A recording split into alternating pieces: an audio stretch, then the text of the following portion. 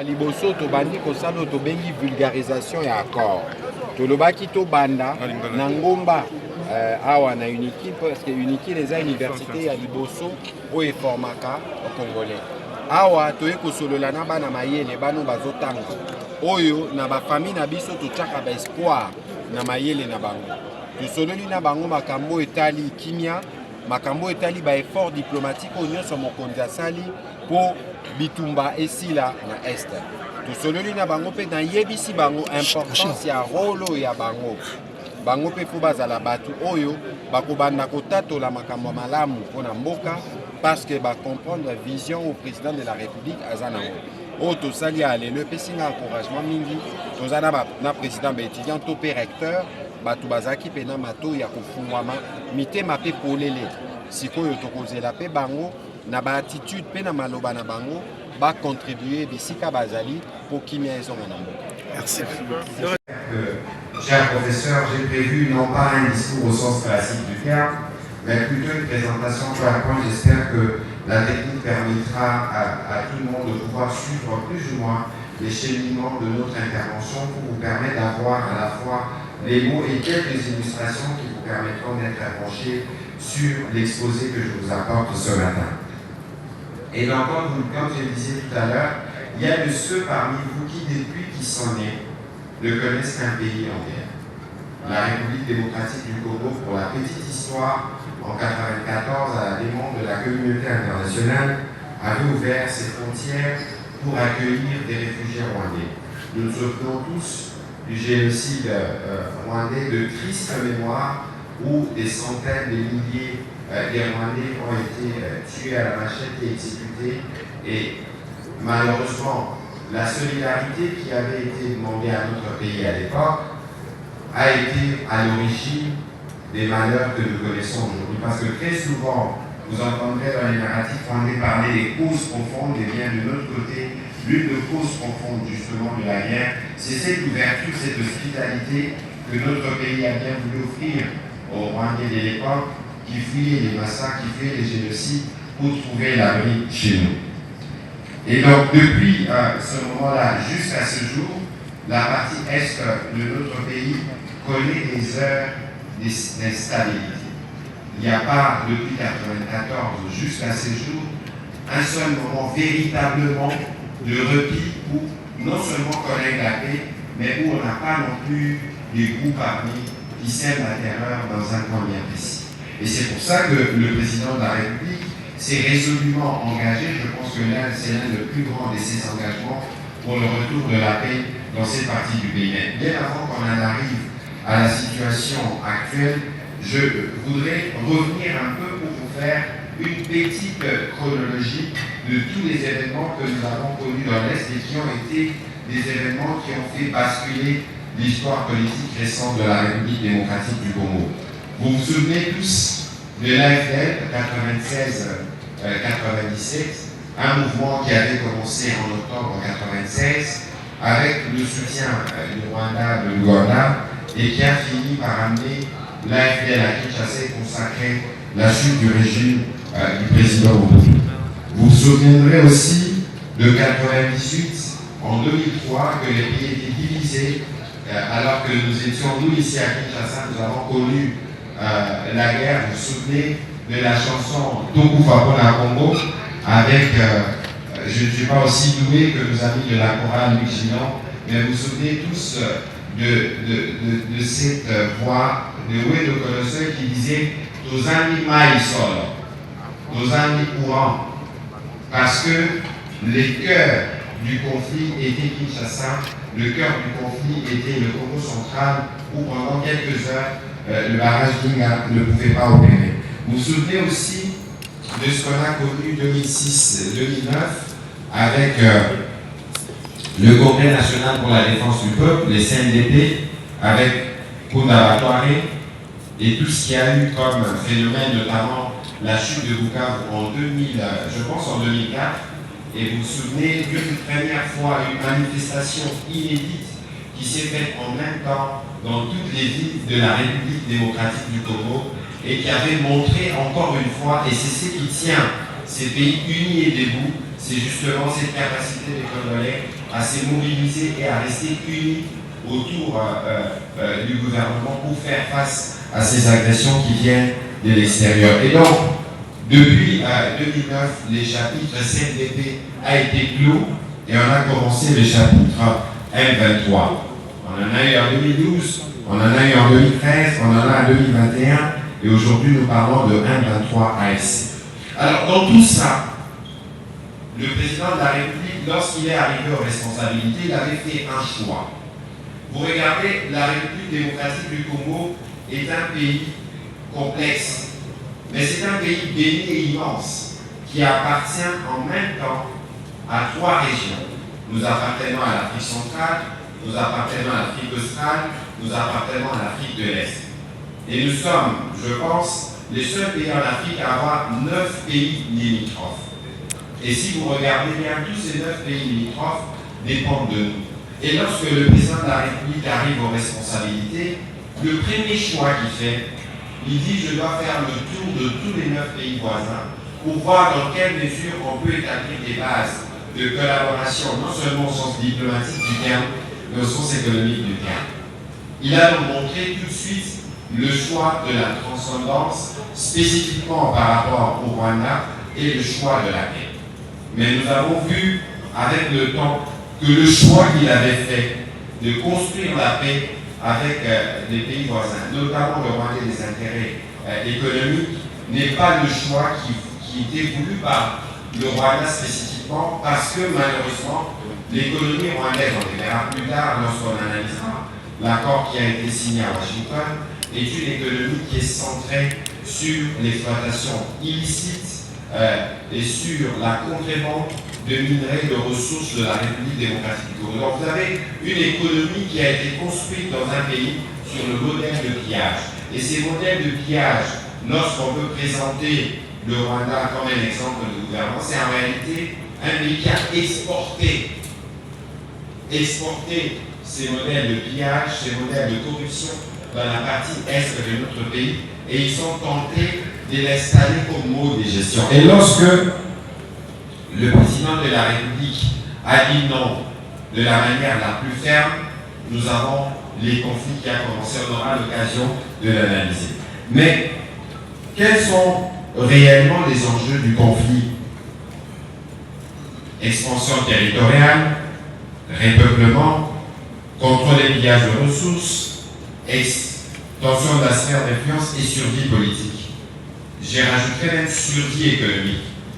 Ça veut dire si pendant 30 ans, le Rwanda n'a eu comme stratégie que s'assurer de l'instabilité dans l'Est et d'en tirer profit, ça veut dire qu'ils ont construit une économie dépendante et que la détermination qui est la nôtre à mettre fin à tous ces conflits qu'il y a dans l'Est de la RDC contrarie les intérêts stratégiques du Rwanda. Et donc pour eux, cette guerre, et c'est très important ces points pour que nous tous nous puissions comprendre, parce que les jeunes et les enfants rwandais, ils grandissent avec l'idée qu'une partie de notre pays leur a appartenu et que le droit que c'est dans leur gouvernement d'avoir cette attitude inutilement belliqueuse et ces aventures sur notre sol est légitime. Nous avons ici dans la salle le privilège d'avoir le professeur Chimangu Kalala. Nous avons eu l'occasion de l'associer à un briefing spécial où il nous a parlé de son livre sur les frontières, où il nous a rappelé les réalités qu'il y a dans cette partie du pays depuis des années.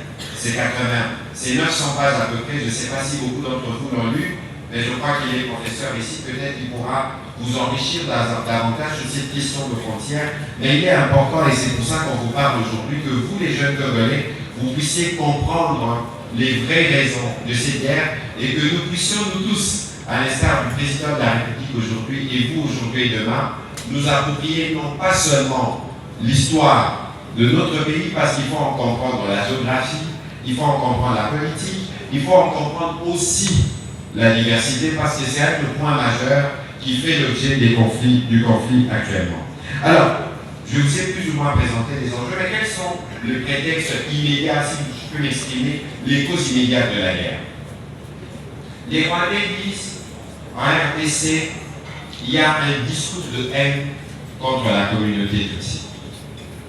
Ils disent qu'en République démocratique du Congo, nous avons abandonné nos frères congolais réfugiés au Rwanda. Ils disent qu'en République démocratique du Congo, nous en traiterons des FDR. Mais j'ai envie de vous poser une question.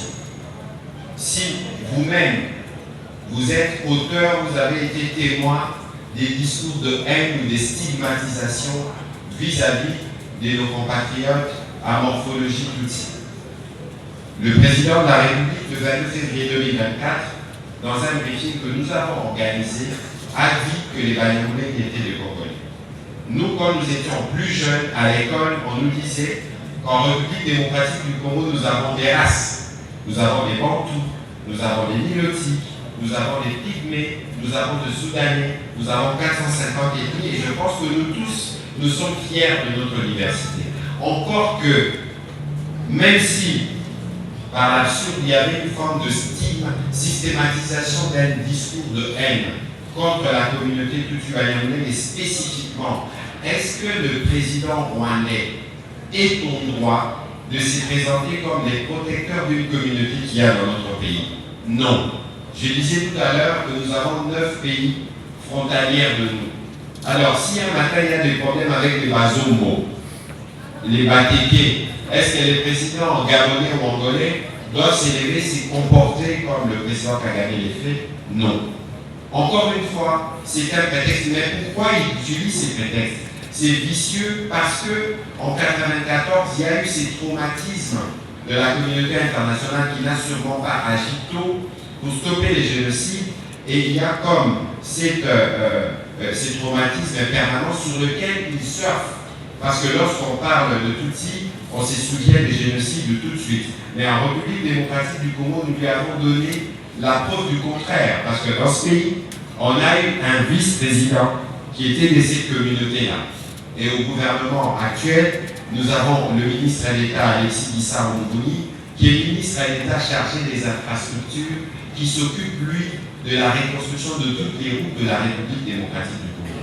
Et donc, vous voyez que ça, c'est aussi un prétexte décousu qui n'a pas de sens. Mais en réalité, c'est un prétexte qui lui permet de pérenniser ses habitudes. C'est pour ça qu'il est important que pour vous, jeunes étudiants, nous étudions la diversité de notre pays, que nous comprenions les communautés que nous avons dans les Sud Kivu, dans le Nord Kivu, dans le Haut-Katanga et partout d'ailleurs en République démocratique du Congo, parce que dans cette guerre, vous verrez, c'est aussi une guerre où on a voulu surfer sur une forme des méconnaissances de certaines réalités de chez nous. Alors, il dit aussi que nous avons abandonné les réfugiés congolais au Rwanda. D'abord, je dois vous dire, l'origine de la guerre, comme je vous l'ai dit tout à l'heure, c'est l'arrivée massive de réfugiés rwandais en 1994. Lorsqu'ils arrivent, ils arrivent avec ceux qui étaient à l'époque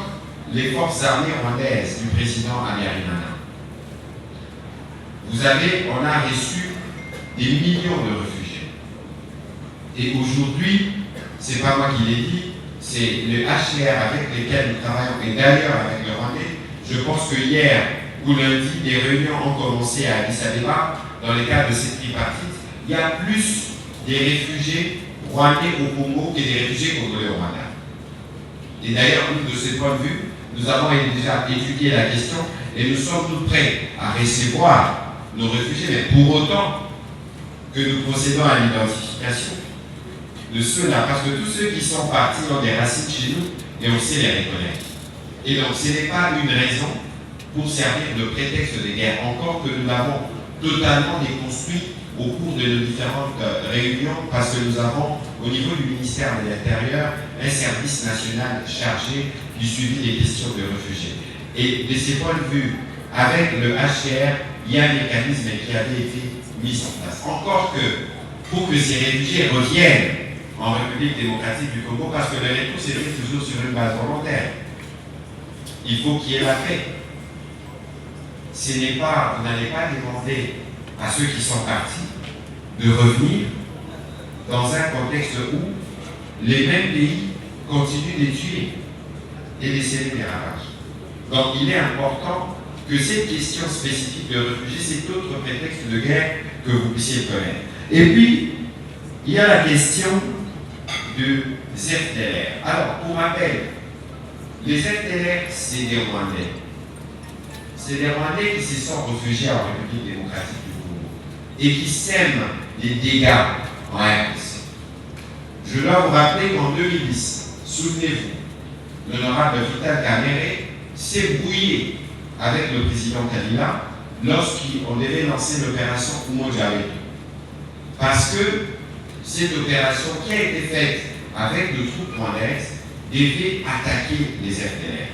N'oubliez pas aussi, je l'ai dit au début de mes propos, que de 1998 en 2003, cette partie du pays avait été occupée par la RCD, un peu dans la forme actuelle. Pourquoi le Rwanda, qui pendant 5 ans contrôlait cette partie du territoire, n'a pas définitivement réglé le problème? Nous avons fait des douzaines d'opérations, avec eux comme dans le cas de Umoja-Wetu, ou seuls, pour combattre ces FDLR. Mais le même prétexte continue. C'est pour ça que vous verrez plus tard, on en reparlera quand on parlera de Luanda et d'accord de Washington, que nous voulons les amener jusqu'au bout. Parce qu'il faut qu'on arrive à définir les seuils. À quel moment les régimes rwandais vont se dire que les FDLR ne sont pas une menace. Souvenons tous les propos de Vincent Karega ici, sur Congo, où il avait dit que c'était un groupe résiduel qui ne représente plus de menace de Rwanda. Mais tout ceci, c'est fait pourquoi? Parce que les vraies raisons de la guerre sont économiques. Alors, dans les conflits que nous avons eus, c'est important que vous puissiez le savoir. Nous avons eu un conflit, une forme de ce qu'on appelle aujourd'hui une guerre hybride. Une guerre hybride, c'est une guerre qui combine plusieurs moyens en même temps. La guerre, ce n'est pas seulement les crépitements des balles. La guerre, c'est aussi l'invasion informationnelle. Tous les jours, notre twittosphère ou notre système des réseaux sociaux est inondé d'au moins 1000 messages qui viennent du côté du Rwanda. Un peu plus tard, je vous expliquerai quelle est la stratégie qu'on a développée pour mettre fin à ça. Mais lorsque vous faites face à une telle guerre, la première chose que vous devez avoir, et c'est en cela que la stratégie du président de la République a été particulière, c'est l'intelligence. L'intelligence qui vous permet de comprendre comment l'ennemi agit. Si vous comprenez comment l'ennemi agit, vous savez comment lui opposer la bonne stratégie. Et c'est pour ça que vous avez entendu plusieurs fois parler de front. Parce que comme dans cette guerre, il y avait plusieurs aspects, et nous, dans notre stratégie, nous l'avons serré. Nous avons un front militaire, nous avons un front diplomatique, nous avons un front médiatique, nous avons un front judiciaire, nous avons un front économique. Alors, front militaire, évidemment, c'est les fronts qui engagent les militaires lorsque la guerre découvre aux armes.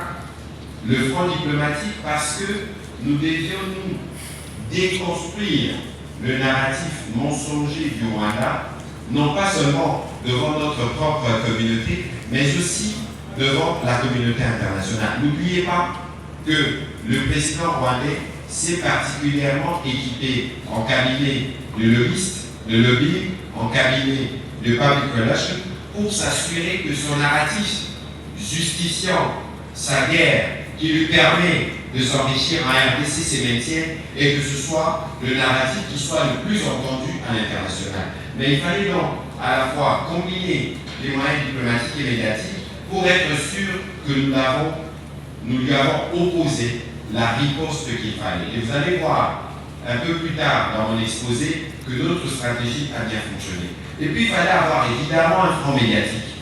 Parce que la guerre qui nous est faite, ce n'est pas une guerre qui est faite au président Tshisekedi.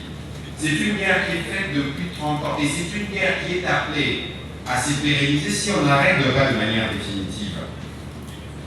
Parce que si les autres considèrent que les réservoirs de leur économie se trouvent dans l'est de la RDC, mais comment pensez-vous qu'ils peuvent changer de logiciel?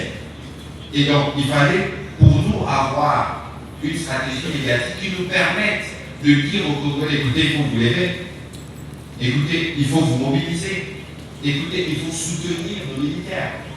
il faut donner la bonne information. À temps. Il faut mettre en place un dispositif pour contenir ce que nous on appelait le poison rwandais. Donc, on devait mettre ces fonds médiatiques en place, et de ces points de vue, je dois remercier les professionnels de médias qui s'y sont. Vous savez que nous, dans la région, nous sommes le pays qui bat le record en termes de médias de tout type, parce qu'aujourd'hui, les médias, ce n'est pas seulement la télé, ce n'est pas seulement la radio, ce n'est pas seulement les journaux, c'est la presse en ligne, c'est les réseaux sociaux. Et ici, en République démocratique du Congo, nous avons réussi à mobiliser les médias pour cette cause qui concerne la patrie. Et parce que ce qui se passe dans l'Est de la RDC, vous n'avez jamais entendu la Cour pénale internationale faire un procès sur les crimes commis dans l'Est de la RDC. Il y en a eu un moment pour l'Ituri. On n'en a pas eu encore depuis 30 ans des récurrences de conflits. Et si vous regardez ceux qui sont aux armes, aux commandes du M23 aujourd'hui, c'est les mêmes qui l'ont été depuis 96-97. Ça se recycle. Mais ce cycle d'impunité doit s'arrêter. Front judiciaire. Front judiciaire. Vous avez les professeurs Chiba Moukalala, qui a été avocat de la République démocratique du Congo à la Cour internationale de justice lorsque nous avions affronté l'Ouganda, et nous avons réussi à faire payer l'Ouganda pour les crimes commis en RDC. Même si les montants payés n'est pas proportionnel aux dégâts qui ont été causés, mais il y a eu un début des paiements. Vous avez suivi récemment qu'à Arusha, on a fait des avancées là-bas parce que le Rwanda doit être jugé pour ses activités en RDC. Et donc, la composante judiciaire est une composante essentielle dans ces conflits. Parce que si on n'arrive pas à faire payer à tous ceux qui commettent ces crimes, on ne sera jamais sûr que cela ne se répéterait plus. Et puis il y a le front économique. Comme je vous disais tout à l'heure, aujourd'hui, pour exemple, le Rwanda exporte des matières premières qu'il n'a pas sous son sol. Si vous regardez la structuration du budget du Rwanda, la première ressource qui donne des ressources au budget du Rwanda, c'est l'or. Mais c'est de l'or qu'ils n'ont pas dans leur sol. C'est l'or du réciel, de trafic illicite en RDC. Ils ont même construit une raffinerie pour une ressource qu'ils n'ont pas dans leur sol. Je vais l'expliquer un peu plus bas pour que nous puissions bien comprendre. Et donc, c'est sur ces fronts économiques, parce que l'une des raisons de la guerre, c'est par exemple, nous avons décidé, dans le cadre de nos relations avec l'Ouganda, de construire la route qui part des Kasindi vers Goma. Alors, construire une route qui partirait de l'Ouganda jusqu'à Goma tuerait la route qui est vitale pour le Rwanda, qui part de Kigali, Gisenyi en arrivant à Goma, avec de matières premières. Donc vous allez voir que dans toutes les dimensions de cette guerre, les vraies raisons se situent dans l'économie. Vous allez voir aussi que l'évolution de troupes mixtes RDF-AFC durant cette guerre s'est faisée par filon des zones minières. Aujourd'hui, alors le coltan, vous le savez, c'est le téléphone. 20%, c'est là-bas. Je ne voudrais pas parler de Niabigoué dans le sud Kivu ou d'autres. Donc, il fallait que nous, à notre niveau, on soit en mesure de comprendre le fonctionnement de ces circuits. Parce qu'il existe des mécanismes de certification et leur opposer une stratégie qui permette de couper ces circuits d'approvisionnement. Exemple, nous avons entamé une action judiciaire contre Apple. Parce que nous avons des informations qui attestent que vous ne pouvez pas aujourd'hui être un géant dans la production électronique en utilisant les coltans sans avoir dans vos appareils le coltan qui vient de la RDC. Cette action, par exemple, elle est à la fois économique, elle est à la fois judiciaire, elle est à la fois médiatique. Donc ça, c'est pour vous donner une illustration de la stratégie qui est partie du diagnostic des recteurs et médecins. Les médecins ne peuvent pas agir sur un malade s'ils n'ont pas fait les bons diagnostics. On a fait les bons diagnostics, on a proposé la thérapie qu'il fallait, et c'est l'application de la thérapie que je vais vous expliquer dans les prochaines phases. Alors, Vous vous souvenez tous que nous étions à Luanda. Pour rappel, la première discussion pour régler les conflits avec le Rwanda a commencé en juillet 2022. C'est au terme, je pense, d'une réunion de l'EAC, de CEAC, qu'on avait désigné le président angolais, sur la réunion s'était à Malabo, sur la sécurité, que le président angolais a été désigné par l'Union africaine pour être le médiateur du conflit entre la RDC et le Rwanda. Juillet 2022. Il y a eu plusieurs vagues, des discussions entre nous et les Rwandais autour de Zangolais. Mais vous vous souvenez que le 15 décembre 2024, le président rwandais ne s'est pas présenté. Il ne s'est pas présenté, et lorsqu'il ne s'est pas présenté, nous avons vu comment les conflits est monté dans la partie Est. En réalité, il ne croyait pas, lui, au processus de Luanda. Et il a continué la guerre. Alors, parce qu'il a continué la guerre, et parce que nous étions dans une stratégie diplomatique et médiatique adaptée, qu'est-ce qui s'est passé grâce à l'action notamment du président de la République secondé par la Minafet, Thérèse Kayikwamba? Vous avez vu tomber des vagues de sanctions. Les premières sanctions sont venues des États-Unis d'Amérique.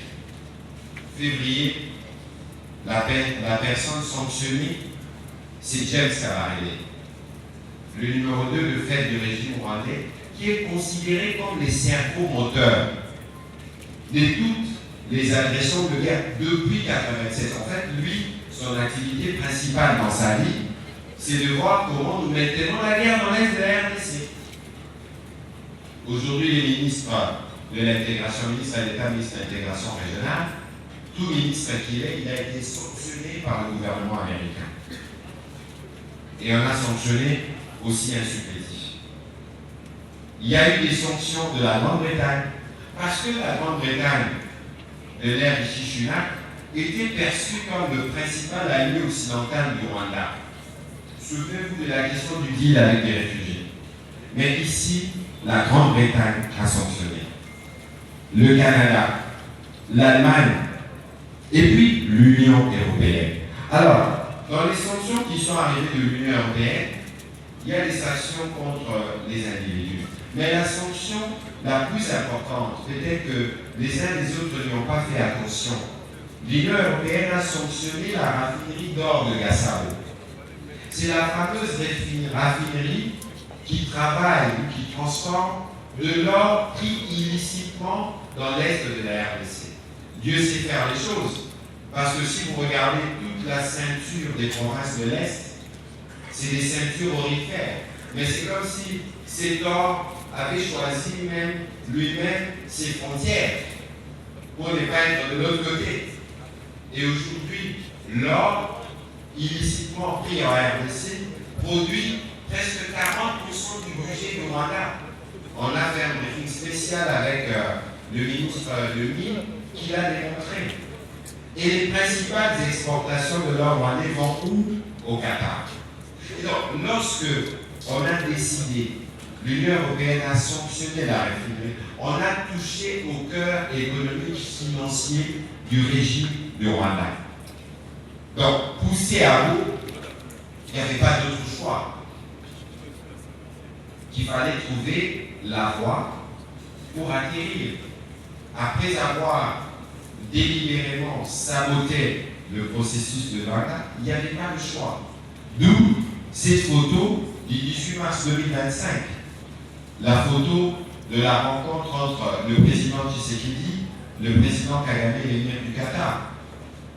Beaucoup ont été surpris par cette photo, mais c'est cette photo ou cette rencontre qui a permis de relancer la suite du processus qui nous permet aujourd'hui d'avoir un accord, par exemple, bilatéral, où le Rwanda, à la différence de tous les accords, parce que par le passé, il y a eu l'accord d'Addis Abeba, c'était des accords qui mêlaient plusieurs pays, mais ici, dans un processus bilatéral, aujourd'hui, on a consacré sur un document la responsabilité du Rwanda pour ses activités dans l'Est de la RDC. N'oublions pas qu'ils sont dans une stratégie permanente des régniements. Comment vous pouvez régner et pas être en guerre et aller signer un accord de paix? Alors, lorsque les chefs d'État se sont rencontrés, il y a eu cette idée de dire finalement, et c'est un peu la résolution 2773 qu'on a obtenue de haute lutte. Vous vous souvenez des débats que la MINAFET avait eu plusieurs fois au Conseil de sécurité, mais toutes les décisions qui sortaient, que ce soit de l'Union européenne, de la Grande-Bretagne, de tous ces pays qui sanctionnaient, recommandaient le dialogue parce que finalement, il n'y avait pas de solution militaire au conflit. J'aurai peut-être l'occasion de revenir lorsqu'il y a des questions seront posées sur ce sujet pour aller dans certains détails, mais l'élément déclencheur de tous ces processus